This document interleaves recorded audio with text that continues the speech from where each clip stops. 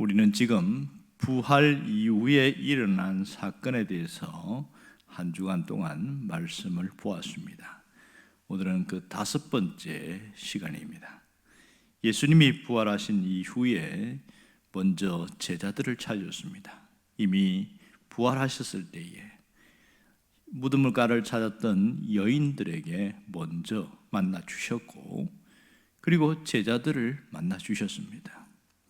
그리고 또 도마가 없을 때에, 예수님이 오셨을 때에 그들이 깜짝 놀랐지요. 그 이후에 도마가 왔을 때 다시 한 번 더 오셨고요. 그리고 나서 갈릴리로 가서 거기에서 그물질하는 이 제자들을 또 한 번 만나 주십니다. 그리고 여러 번 40일 동안 이 땅에 계시면서 제자들을 만나시고 말씀을 가르치시고 이렇게 함께 하셨습니다. 오늘 이 본문은 40일 이후에 이제 하늘에서 올라가시는 그 장면과 제자들의 마지막 모습들이 잘 나와 있습니다. 특별히 오늘 이 본문은 누가복음의 마무리 장면이다, 이렇게 말할 수 있습니다. 글로 표현하면 에필로그, 끝부분에 대한 것을 기록한 내용이라고 할 수 있겠지요. 이 누가복음에서는 누가가 처음부터 이 성경을 쓸 때에 어떤 주제로 썼냐, 사실에 대하여 기록했습니다. 처음부터 그가 의사다 보니까 사실적인 부분을, 목격자의 모습, 그런 것을 통하여 이 부분을 기록을 했는데, 끝까지 누가가 뭘 이야기하는지를 오늘 마지막 끝마무리에서 다시 한번 언급하고 있습니다. 특별히 오늘 50절은 이렇게 시작합니다. 예수님께서 제자들을 데리고 베다니로 가시다가 그 근처에서 하늘로 올라가신 장면을 말하고 있습니다. 성경을 자세히 읽으신 분은 의문점을 갖게 됩니다. 왜냐하면 누가복음 24장은 베다니라고 말하는데 사도행전 1장에서는 감람산이다, 이렇게 말합니다. 똑같은 저자가 왜 이렇게 다르게 기록했을까? 오늘 성경을 자세히 보면 사실은 같은 장소임을 알 수 있습니다. 이 베다니와 사도행전 1장에 나오는 감람산은 그렇게 먼 거리가 아닙니다. 누가복음 19장 29절이나 마가복음 11장 1절에서 같은 이야기를 하고 있는데, 예루살렘 근처에 있는 감람원이라고 불리는 벳바게와 베다니 근처에 이르렀을 때에, 이런 표현이 두 번 그렇게 나옵니다. 보면 이 감람원이라고 부르는 것을 벳바게라고 그랬고, 이 여기를 지금은 베다니라는 지역입니다. 베다니는 우리가 굉장히 익숙한 지형입니다. 이곳에서 죽은 나사로가 살아난 기억이 있기 때문에 굉장히 유명한 장소이기도 합니다. 결국은 이 베다니 근처와 감람산 근처에서 거기서 예수님이 승천하셨다, 이것을 알 수가 있습니다. 그러니까 어디에서 보느냐, 여기에 따라서, 보는 각도에 따라서 이름이 달리 불릴 수 있겠다, 이렇게 표현되어집니다. 특별히 보면 오늘 여기 50절에 보면 특이한 내용이 나오는데, 그게 뭐냐면 거기에서 축복하셨다, 이렇게 말합니다. 예수님이 제자들을 향하여 축복하셨다는 말이 거의 없거든요. 이런 부분은 아이들한테 어린아이에게 축복하셨다, 이런 얘기를 했는데, 마지막 제자들을 향하여서 축복하신데 이게 무엇일까요?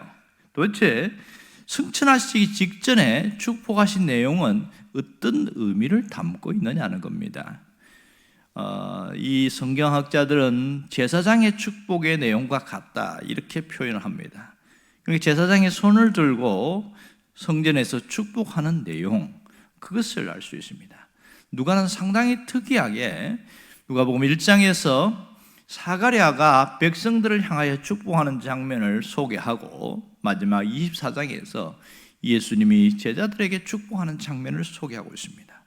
그것을 보면 이제는 이 예수님이 대제사장 된 모습으로, 그리스도의 모습으로 축복하는 것을 이렇게 보여주고 있는 것이죠. 그러면 이렇게 축복하는 목적이 무엇이냐 하는 것입니다. 여기에는 제자들이 이제 남아있을 때에 자기 신앙을 가지고 믿음을 지키면서 주님께서 마지막 남겨주신 그 사명을 잘 감당하라는 그런 격려의 차원이 하나가 들어있고, 또 하나는 그들에게 담대함과 용기를 주시기 위함이라는 겁니다. 이중적인 의미가 담겨 있습니다. 그리고 51절에는 승천하시는 장면을 보여주고 있습니다.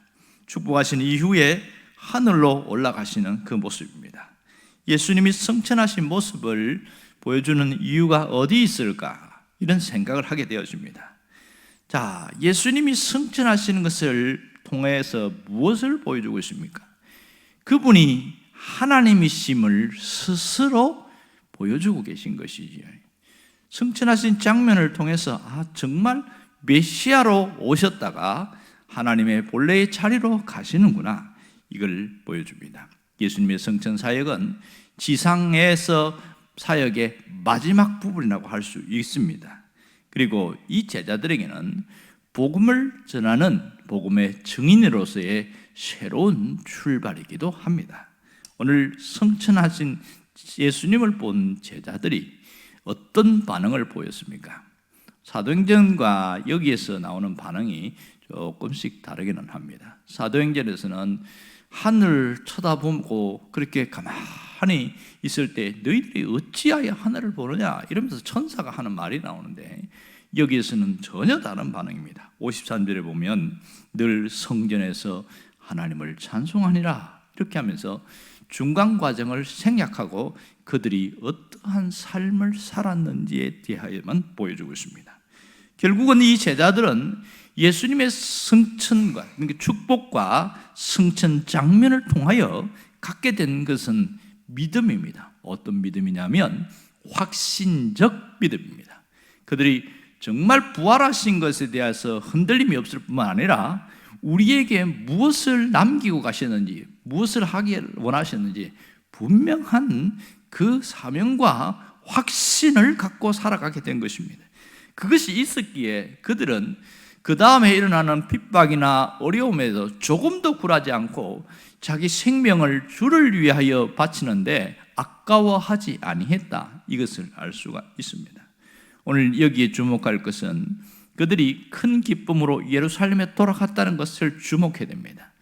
예루살렘에 왜 돌아갔을까요? 사도행전 1장 4절에 보면 예루살렘에 돌아가는 이유를 밝히고 있습니다. 예수님이 마지막에 너희가 예루살렘을 떠나지 말고 아버지의 약속하신 것, 곧 성령님의 오심을 기다리라, 그 얘기를 하고 있습니다. 오늘 성경에 여기서는 중간 과정을 싹 생략하고 제자들이 어떤 삶을 살았는지 결론적으로만 이야기를 하고 있습니다. 결국 이들이 날마다 성전을 찾았다는 것은 무엇을 의미하느냐 하면 그들이 성전 중심으로 신앙생활했다는 것을 보여주고 있습니다. 정말 놀라운 것은 성전 중심으로 신앙생활했을 뿐만 아니라 그들에게는 기쁨이 충만했다, 그것을 마무리로 짓고 있습니다. 이 신앙생활의 결정체가 무엇인지, 신앙생활을 잘하는 사람은 어떻게 하는 것인지를 잘 보여주고 있습니다. 예수님이 안 계심에도 불구하고 그들에게는 기쁨이 충만하였다. 이것은 우리가 어떤 신앙생활을 해야 되는지에 대한 분명한 부분을 보여주고 있습니다.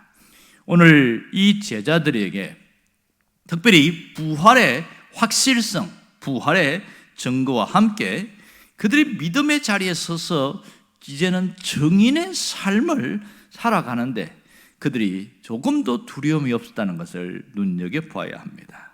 그렇다면 오늘 우리가 이 제자들의 모습과 우리는 어떤 차이가 있는지 한번 돌아보았으면 좋겠습니다.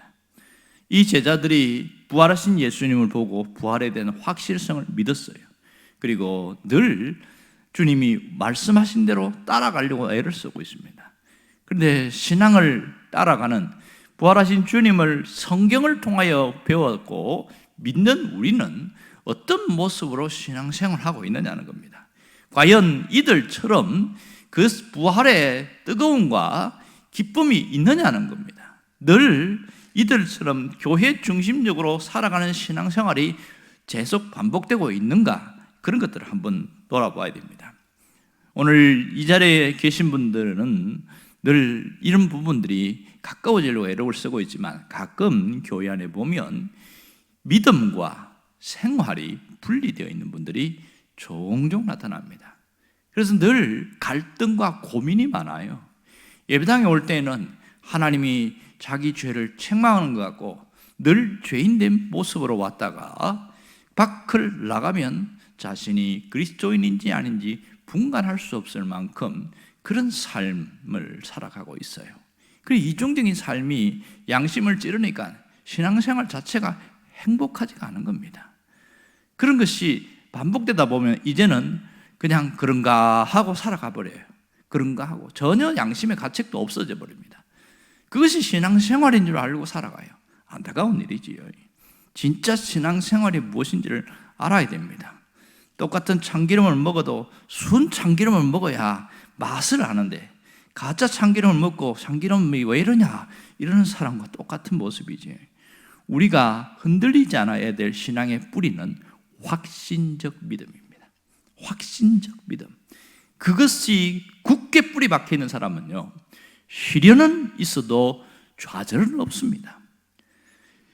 신앙의 시험은 찾아오지만 절대로 넘어지지 않습니다. 사람들이 여러 가지로 넘어져요. 사람 때문에 많이 넘어져요. 예배당에 출입하면서 예수님은 문제가 없는데 사람 때문에 교회 가기 싫다 이러면서 멈추는 사람이 상당히 많습니다. 그 뿌리에 깊이 들어가 보면 이 신앙의 기반이 약하다는 걸 알 수 있습니다. 이 확신적 믿음이 있는 사람들은 그러다가도 툴툴 털고 일어나 버리더라는 겁니다. 이게 얼마나 중요하냐면 이 확신적 믿음은 우리 삶 자체를 완전히 바꾸어 놓습니다. 여러분 신앙생활 하면서 확신이 없는 사람과 있는 사람은 어떤 차이가 있는지 아세요? 확신을 갖고 있는 사람은요, 자기 속에 외부적인 어둠의 어떤 사건들이 일어나도 그것에 연연하지 않습니다. 어떤 의심이 될 만한 사건들, 또 자기 믿음을 흔드는 것들, 그런 것들이 오면 무너지는 것 같은데 절대로 무너지지 않습니다. 사람에 대한 실망, 환경에 대한 실망, 자기 자신에 대한 어떤 또 실망, 또 미래에 대한 불안, 이런 요소들이 외부적인 게 계속 우리를 밀어오면서 흔들고 있거든요. 그런데 확신이 있는 사람은요, 그것이 오지만 그것을 이겨내더라는 거예요. 이게 차이가 있습니다. 확신이 있는 사람은 오히려 담대함과 용기가 있어요. 이거 별거 아니야. 이거 뭐 하나님이 알아서 해결해 주실 건데 좀 더 기다리고 참지, 이러면서 일어나는 거예요. 그러니 삶이 얼마나 달라집니까? 사람이 의심이 생기고 불안이 생기고 두려움이 오면요, 신앙 자체가 무너져요. 정말 흔들려요. 늘 마음에 어둠이 있다 보니까 얼굴빛이 근심이 가득하고 늘 사람들 무슨 고민이 그렇게 많느냐고. 그러니 사람이 사는 게 무슨 재미가 있겠냐고요. 오늘 이 제자들과 같은 모습이 진정한 신앙생활의 모습입니다. 그것이 주님을 믿는 것 때문에 기쁨이 있어야 됩니다. 이 기쁨은 우리에게 무엇으로 나타납니까? 내가 사는 것이 즐겁다, 이것이 기쁨이지요. 그 배경 속에는 예수 그리스도를 믿는 믿음이 있고 그 중심 속에 내가 참 행복하다, 이게 깨달아지는 것이 신앙의 결정체입니다. 그것이 거룩을 향하여 나아갈 때에 가장 아름답거든요. 가장 아름답습니다. 세상에는 돈을 많이 가지면 행복하고 또 몸이 건강하면 행복하고 뭔가를 손에 잡으면 행복하다고 하는데, 우리의 행복은 바로 예수 그리스도 안에 있다는 것을 깨닫게 되어지면 이것이 얼마나 기쁘고 좋은지 모릅니다. 이런 사람만이 예수 믿는 맛을 알아요. 예수 믿는 그 기쁨을 누릴 수 있는 사람입니다. 이런 사람은 밖에 외형적인 것이 아니라 주님과 함께하고 주님과 함께 사는 것이 굉장히 좋은 거예요. 그러니 언제나 얼굴이 환하고 밝은 것이지요. 결국 우리가 어떻게 살아가야 되냐, 제자들의 모습을 닮아가는 게 대단히 중요합니다. 그것이 성전 중심적 신앙생활입니다. 그들이 성전을 찾았다는 것을 주목해야 됩니다. 여러분이 매일매일 이 자리에 나오는 것이 스스로에게도 대견스럽게 생각하고 정말 소중한 삶이라는 것을 여러분이 잊지 않아야 됩니다. 늘 기도할 것은 내가 이 성전을 출입한 우리가 교회 예배당을 출입하는 일에 하나님 문제가 없도록 도와달라고, 건강에 어려움이 없도록 도와주시고 어떤 사건 사고 생기지 않도록 도와달라고, 그 기도가 우리를 변함없이 주님 앞에 가는 그날까지 끝까지 이 신앙생활을 하게 할 겁니다. 여러분이 매일매일 말씀을 듣고 또 기도하고 이런 생활이 반복되는 걸 통해서 내 생각이 새로워지고 가치관이 새로워지고 내 마음이 새로워져요. 각 달라지게 되어 있습니다. 말씀이 우리 속에 깊이 들어오게 되어지면 달라집니다. 이게 성전 중심적 생활입니다. 늘 우리의 생각이 이 하나님이 계신 그곳을 생각하면서 내가 중심이 흔들리지 않게 되어질 때에 그 사람은 분명히 어떠한 어려움이 있어도 이겨내게 되더라는 겁니다. 여러분이 그 사람, 그 주인공이 되기를 주의 이름으로 축원합니다. 기도하겠습니다.